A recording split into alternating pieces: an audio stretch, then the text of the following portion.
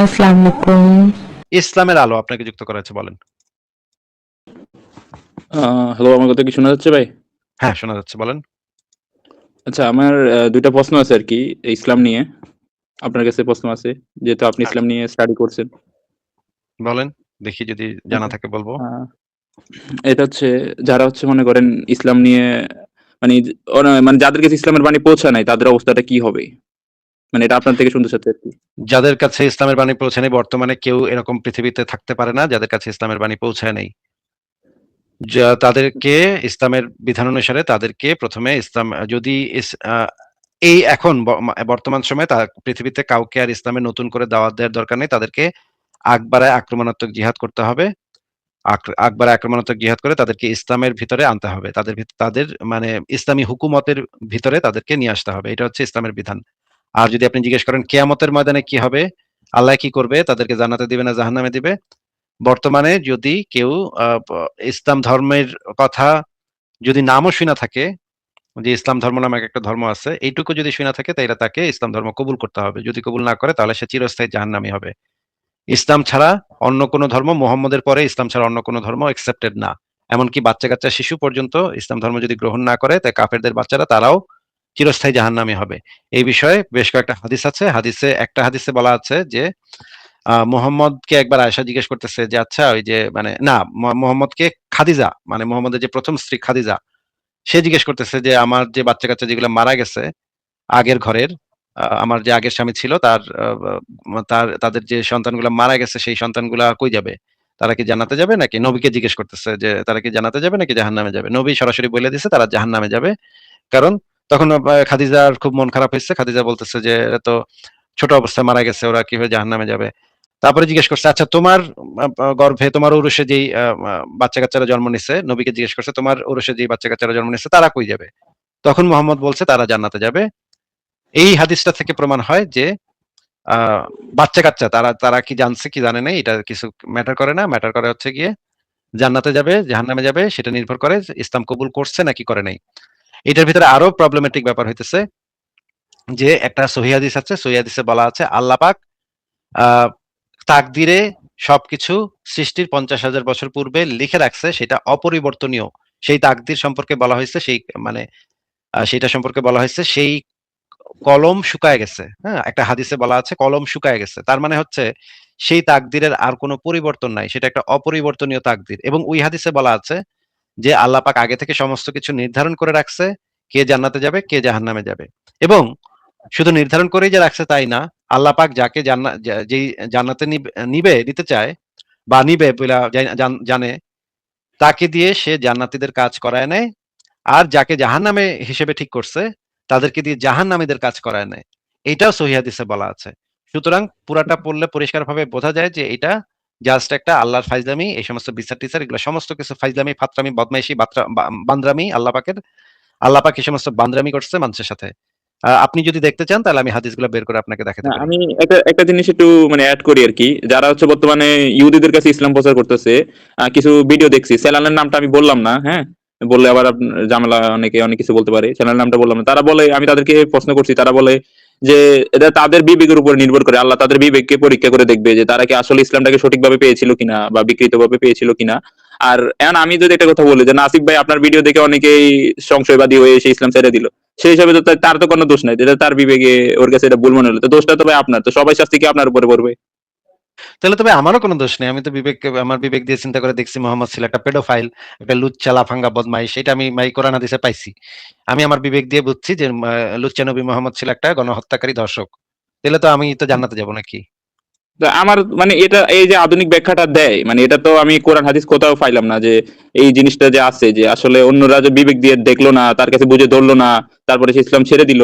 এইভাবে যে যুক্তিটা দেওয়া হয় বর্তমান ইসলাম প্রচারের ক্ষেত্রে, এই কিন্তু এটা তো আসলে ইসলামে তো আছে কিনা আমি পাচ্ছি না আরকি। আপনার এরকম কাছে কি কোনো মনে হয়? ইসলামের কথা নাই। এগুলা হচ্ছে যে ইউরোপ আমেরিকাতে যারা ইসলাম প্রচার করতে যায় তারা এগুলা বানায় নিচ্ছে। হ্যাঁ? কারণ তাদের তো টিকা থাকুন লাগবে।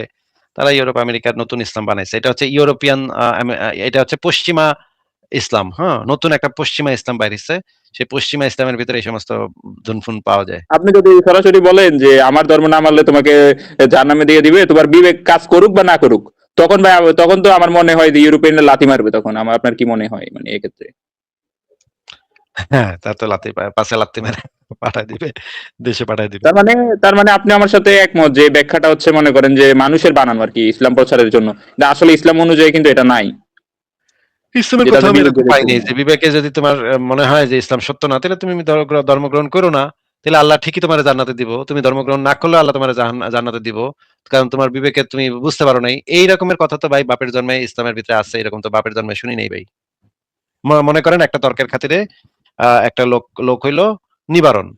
নিবারণ হইতেছে হিন্দু, ভারতে থাকে। হেরে গিয়া এক হুম। জঙ্গি মুমিন গিয়া দাওয়াত দিল। আহ ইসলামে আহ। হ্যাঁ, নাইলে কিন্তু তোরে লাথি দিমু। তখন নিবারণ দেখলো যে এটা তো মানে জঙ্গির বাচ্চা জঙ্গি। কইলো যে তখন সে ভাবলো যে ইসলাম তো তাইলে একটা জঙ্গির ধর্ম, এটা তো আমি নিবো না। নিল না। এই লোক অবশ্যই চিরস্থায়ী জাহান্নামী। কোরআন হাদিসে যেটা বলা আছে, সে যেহেতু এই ইসলাম কবুল করে নাই, ইসলামের কথা শোনার পরে ইসলাম কবুল করে নাই, সুতরাং সে চিরস্থায়ী জাহান্নামী। এখন যদি কেউ বলে যে এ বিবেক দিয়া বা চিন্তা কইরা ভুল ইসলামে দেখছে এই জন্য সে জাহান্নামী না, তাইলে তো এটার সপক্ষে দলিল লাগবে। এটার সপক্ষে পৃথিবীতে কোথাও কোনো দলিল নাই যে এই বিবেক দিয়া চিন্তা কইরা যদি কেউ ভুল রাস্তা নেয়, আল্লাহর রাস্তা না নেয়। কারণ কোরআনে বলা আছে আল্লাহর কাছে একমাত্র মনোনীত দিন হচ্ছে ইসলাম। ইসলাম ছাড়া কসমিন কালেও আর কোনো কিছু গ্রহণ করা হবে না। এখন যদি বিবেক দিয়ে মানুষ যদি মনে করে হ্যাঁ, যে হ্যাঁ, না, বিবেক টিবেক এগুলো সব বাদ। হুজুরদের বয়ান আপনার হচ্ছে আপনার ওয়েবসাইটে আপনি বিভিন্ন বয়ানগুলো দেখাইছেন। তো তোমার বিবেক, তোমার যুক্তি-টুক্তি এগুলো সব বাদ। আবার হযরত ওমর রাদিয়াল্লাহুর একটা বয়ান আছে এরকম যে তোমার ইসলামে যুক্তি-টুক্তি চলে না। এরকম অনেক কিছু আমি দেখছি। হ্যাঁ, আপনারা এগুলোর প্রমাণ দেখাইছেন। আমি আপনার এগুলো সাথে খুব একমত। খুবই সরাসরি আছে। সরাসরি বলা আছে। এই সমস্ত বিবেক টুবেক পেছনের টাইম নেই ইসলামের। তুই ইসলাম কবুল করবি নাকি করবি না? তোর বিবেকে আহুক কি না আহুক, তুই ইসলাম কবুল করবি। ঠিক নিলে আছে তোর ভাই, আমি উড়াইবো। এটা এটা আমি বুঝতে পারছি ভাই। এটা আগেও আপনার ভিডিও আমার দেখা আছে। তারপরে মানে আপনার থেকে একটু কনফার্ম হয়ে নিলাম আরকি। প্রশ্নটা তো এইভাবে করে কনফার্ম হয়ে নিলাম। আরেকটা প্রশ্ন আছে আরকি মানে কোরআনের ব্যাপারে। আমি আমি আপনার ভিডিওতে আমি দেখি তো এই হিসাবে আপনি একটু বললে আমার মানে বুঝে যায় আরকি। আমার পুরো ব্যাখ্যা করা না লাগে না। কারণ আমি আপনার ভিডিও দেখি আজকে ৮-৯ মাস ধরে। আচ্ছা, আচ্ছা। আরেকটা তাহলে প্রশ্ন হচ্ছে কি ওই যে পাহাড় পৃথিবীর নড়াচড়া থেকে বাঁচায় বা কাঁপা থেকে বাঁচায় যে কোনো ভাবে মানে ওই শব্দটার অর্থ আমি বিভিন্ন ভাবে মিলাই দেখছি। মিলানোর পরেও আমি বিজ্ঞানের সাথে মিলাতে পারতেছি না ভাই। মানে আমি ওই ভাই শব্দটার এটা যতগুলো বিজ্ঞানের অর্থ সাথে তো আছে। মিলাইতে পারবেন না। আপনি এক কাজ করেন। আপনি যদি আরবি জানেন বা ইংরেজি জানেন তাহলে কুরতুবীর তাফসীরটা পড়েন। কুরতুবীর তাফসীরে বলা আছে, পরিষ্কারভাবে বলা আছে যে পৃথিবী একটা মাছের উপরে আছে, হ্যাঁ? আর মাছটা যখন নড়ে-চড়ে তখন পৃথিবীতে ভূমিকম্প হয়। যখন আল্লাহ বানাইলো তখন আরকি পৃথিবীটা খুব নড়াচড়া করতেছিল। তখন আল্লাহ করছে কি উপর থেকে পাহাড় নাজিল করছে। পাহাড় নাজিল করে পেরেকের মতো গাইথা দিচ্ছে এটা। যেন বেশি নড়াচড়া না করে। এইটার কারণে পাহাড় যে সমস্ত অঞ্চলে সেই সমস্ত অঞ্চলে ইসলাম অনুসারে ভূমিকম্প কম হবে। কিন্তু মানে বৈজ্ঞানিকভাবে দেখা যায় যে সমস্ত অঞ্চলে পাহাড় পর্বত বেশি সেখানেই ভূমিকম্প বেশি হয়। এটা আরো একটা বিরাট একটা গ্যাঞ্জাইমা ব্যাপার। এই বিষয়ে সংশয় ডট আমি কম এ দেখবেন লেখা আছে। আমি পড়ছি সংসদ রকমের লেখা পড়ার পরে আমি চাইছিলাম কি মানে আমরা যেটা করি আরকি যে ওইখান থেকে অর্থটারে কোনোভাবে পেঁচাইয়া যাতে মিলাইতে পারি কিনা। কিন্তু ভাই আমি ওইটা কোনোভাবে পেঁচাইয়া বিভিন্ন অর্থ বের করে আমি ভাই এটা মিলাইতে পারলাম না পাহাড়ের সাথে। এখন হ্যাঁ, মানে পাহাড় তো এটা মিলানো যায় না। এবার হ্যাঁ, না বল। মিলানো গেলে এবার আমি দেখলাম যে আমার যুক্তিতে হচ্ছে ধরেন এই আয়াতটা মিলতেছে না। আমি যদি না মানি ইসলাম সেক্ষেত্রে তো ভাই আমার তো কোনো দোষ নাই। মানে এটা কথার কথা বলতেছি আরকি। হ্যাঁ, তাহলে তো আর আপনার দোষ নেই। আমিও তো এই যে এটা মানে যাচাই করে দেখছি। আমি তো তাইলে জান্নাতে যাচ্ছি। যদি ওই ইউরোপিয়ান পশ্চিমা ইসলামিস্টরা যদি সঠিক হয় তাহলে তো আমরা সবাই জান্নাতে যাচ্ছি। আ ঠিক তাদের আছে ভাই, যুক্তি আমরা অনুযায়ী তো জান্নাতে, আমি ভালো পথে আছি। তাহলে তো আমরা একদম নবী রাসূলের পর্যায়ে যাবো। আমরা অনেক বিবেক খাটাইছি, তাই না? অনেক বিবেক খাটায় দেখছি। তারপরেও আমাদের আমরা সন্তুষ্ট হইনি। তাহলে তো আমরা নবী রাসূলের পর্যায়ে যেই সপ্তম জান্নাতে ৮ম কি আ সপ মানে সবচাইতে শীর্ষ জান্নাতে যেই নবী রাসূলরা থাকে সেখানে আমরা থাকবো, তাই না? আচ্ছা, আচ্ছা। ভাই আমি আরেকটা জিনিস হচ্ছে জাকির নায়কের একটা যুক্তি আমি এটা ভাঙতে পারতাছি না আরকি। মানে এই যুক্তির উপরে আমি মানে এটা আমারে বিশ্বাস করাইছে যে পরকাল আছে। মানে এই যুক্তির বাইরে কি আপনার কাছে কোনো যুক্তি আছে কিনা? যে একটা মানুষ যদি সারা জীবন অপরাধ করে যদি পরকাল না থাকে ভাই তাহলে তার শাস্তিটা কই হবে? এটা তো কোনো যুক্তি না রে তো ভাই। এটা এটা যুক্তি কেমনে বলে এটা তো আমি বুঝলাম মানে না ভাই। এটাকে কি মানে এই যে কথাটার বাইরে এই কথাটা আমার ব্রেইনটা এমন ভাবে সেভ যুক্তিবিদ্যা করে দিছে। যুক্তিবিদ্যার প্রাইমারি সূত্রগুলা যদি আপনি পড়েন, ফ্যালাসি কাকে বলে আপনি পড়েন, তাইলে আপনি দেখবেন যে জাকির নায়েক কোন যুক্তি এই পর্যন্ত দিতে পারে নাই। ওর বাপের জন্মেও কোনদিন যুক্তি শিখে নাই। ওই সংশয়.com একটা এটা তো লেখা আছে সত্যি। বহুল জাকির প্রচলিত। নায়ককে তো ইসলামিক স্কলাররা সবাই গ্রহণ করেও না। এটা আপনার ভিডিওতে আমি দেখছি। আপনি এটা প্রমাণও করছেন। ওই দাহা-টাহা এগুলা নিয়ে। আমি ওই হ্যাঁ, ভিডিওটাও দেখছি। বহু মানে এই সংশয়.com একটা লেখা আছে বহুল প্রচলিত কুযুক্তি বা ফ্যালাসি বা হেতাভাস।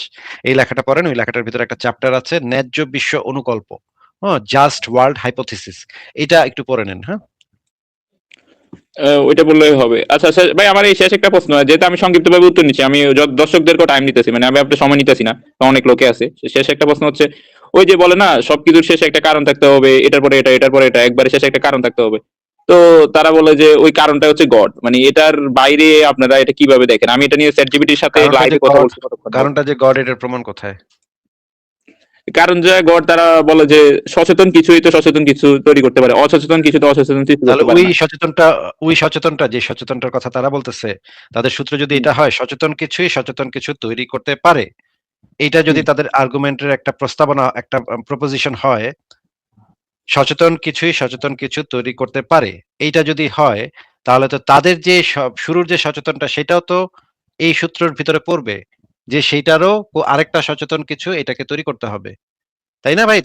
তারা যদি তখন হ্যাঁ, হ্যাঁ, বলে যে, এটা এটা হ্যাঁ, "না, না, এটা না, না এভাবে ভাই।" এভাবে তারা বলা যদি যায়। বলে, "না, না, না, না ভাই, আমাকে ওই সচেতনটারই কারণ তৈরি করার লাগে না ভাই। লাগে না, লাগে না। ওইটা লাগে না। আল্লাহর কারণ লাগে না।" তখন তো তারা তাদের প্রস্তাবনার ১ম যে শর্ত, সেইটাই তারা নিজেরা লঙ্ঘন করে ফেলল।